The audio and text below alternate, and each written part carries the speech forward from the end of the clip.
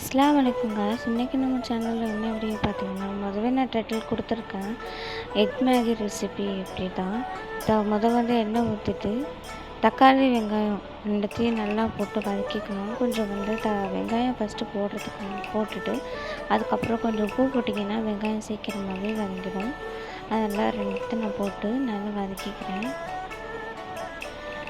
இன்னொரு விஷயம் உங்கள்கிட்ட சொன்னேன், என்னுடைய சேனலை சப்ஸ்கிரைப் பண்ணி வச்சுருக்கோங்க. சில பேர் வந்து சப்ஸ்கிரைப் பண்ணாமல் என் வீடியோஸ்லாம் பார்த்துட்டு இருக்கீங்க.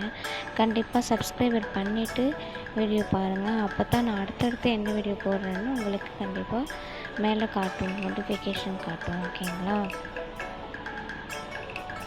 கண்டிப்பாக என் சேனலை சப்ஸ்கிரைப் பண்ணி வச்சுக்கோங்க. லைக் பண்ணுங்கள், ஷேர் பண்ணுங்கள், பெல் பட்டனை மறக்காமல் ஆன் பண்ணி வச்சுக்கோங்க. இப்போது நல்லாவே வதக்கியாச்சு.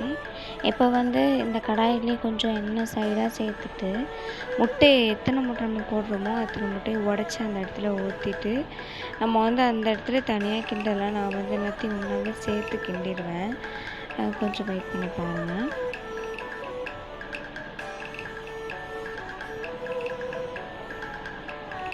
இப்போ முட்டை போட்டு அதில் நல்லா அது வந்து நம்ம கிண்டிகிட்டே இருக்கணும், இல்லைன்னா வந்து டக்குன்னு இதுவாயிரும்.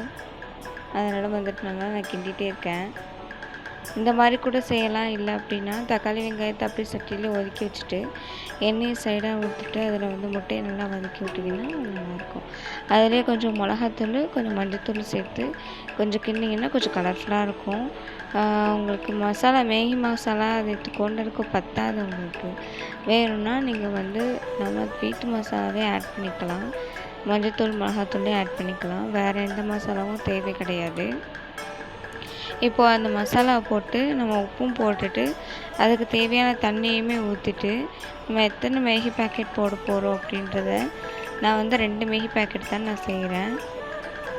செஞ்சுட்டு அதில் உள்ள மசாலாலாம் நான் வந்து போட்டுட்டு இன்னும் கொஞ்சம் தேவையான தண்ணி ஊற்றிட்டு பார்த்துட்டு மூடி வச்சிடணும்.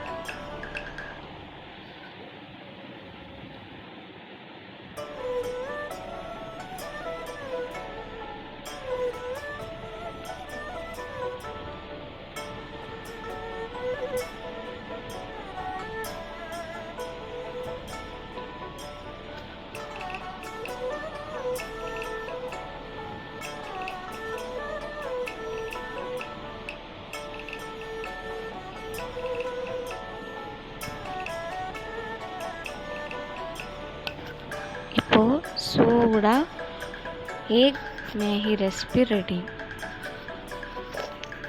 அஸ்ஸலாமு அலைக்கும்.